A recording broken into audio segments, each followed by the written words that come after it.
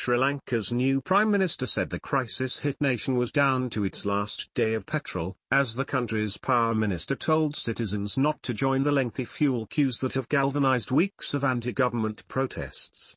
At the moment, we only have petrol stocks for a single day.